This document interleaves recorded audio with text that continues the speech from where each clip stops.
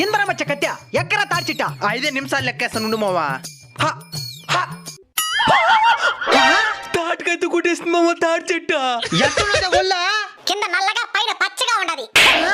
ఈ విధంగా పంచిరేస్తా ఉండేవనుకో మూతులకు నరికేస్తాం. అప్పుడు ఇరిగి మీ నెత్తి మీద పడతాను, సచ్చూరుకుంటారు. అసలు మీకు తాటికాయలు ఎందుకో?